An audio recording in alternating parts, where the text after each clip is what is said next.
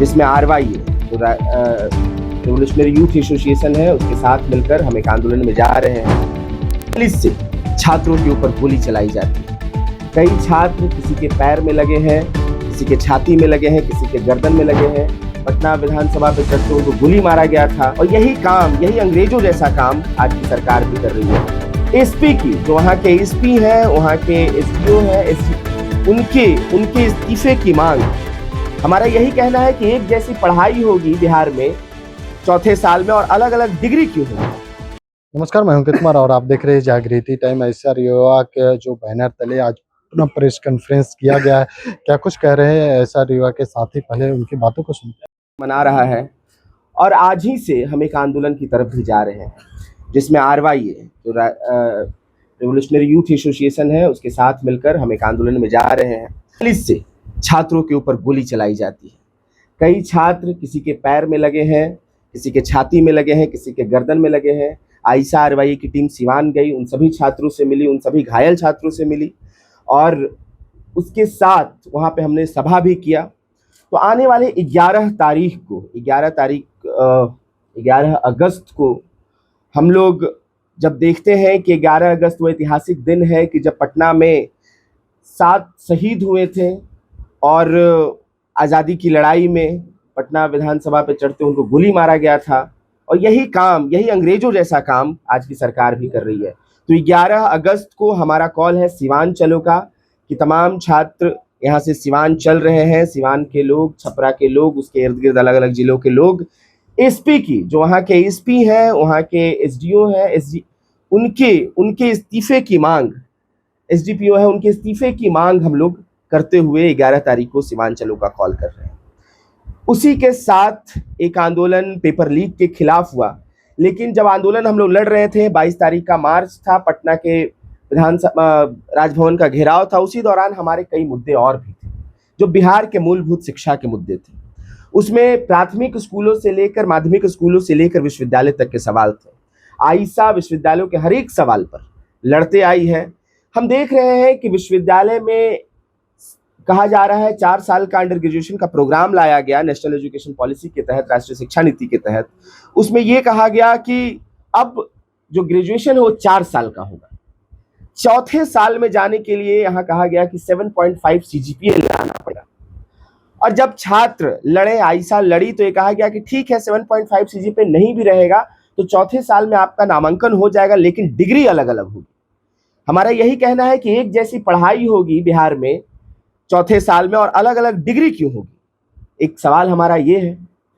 दूसरी बात यह है कि नेशनल एजुकेशन पॉलिसी आने से पहले जो बिहार में शिक्षा स्नातक की फीस 6,000 7,000 अलग अलग कॉलेजेस में अलग अलग फीस थे, 7,000 8,000 9,000 तक थे।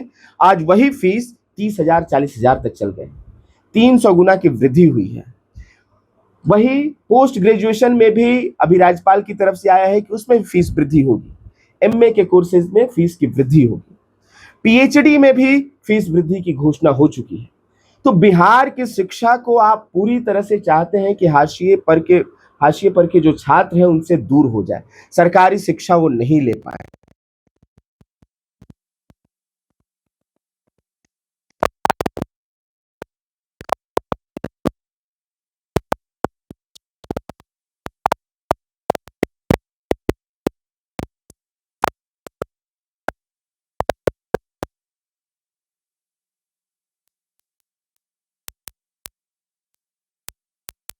तो जिस तरह की बहालियां, जिस तरह के सिलेबस पर हमला हो रहा है, वो हमला और बढ़ाने की सरकार तैयारी कर रही है।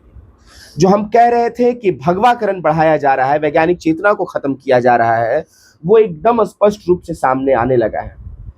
हम इसलिए कह रहे हैं कि हमने देखा कि कुछ दिनों पहले प्राथमिक स्कूलों को, माध्यमिक स्कूलों को फंड्स ना प्रोवाइड करके वहाँ की समस्याएं जो है, माध्यमिक भोजन की समस्या है, कंप्यूटर की समस्या है। आप जानिए कि जेन अल्फा एक लड़ाई लड़ रहा है। आज बिहार के अलग अलग स्कूलों में छात्र खड़े हो रहे हैं पंखा के लिए, पानी के लिए, इन सारे सवालों पर। लेकिन इन सारे सवालों को हल ना करके सरकार ये कह रही है कि बिल्डिंगों को ही रंग दो भगवा रंग से। RSS के नाम पर, विद्या निकेतन, तमाम नाम से स्कूलों का नाम दे दिया जा रहा है। तो बिहार की शिक्षा को इस सरकार ने फॉर ग्रांटेड ले लिया है। वो समझती है कि बिहार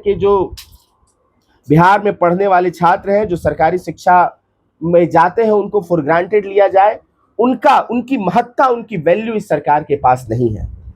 तो सरकार को हमने बताया कि एक लड़ाई हम जीत चुके हैं। धर्मेंद्र प्रधान जो कह लीजिए कि मानने को तैयार नहीं थे कि पेपर लीक का सवाल, लेकिन छात्रों का इतना बड़ा हुजूम, इतना बड़ा आंदोलन हुआ कि धर्मेंद्र प्रधान को इस्तीफा देना पड़ा।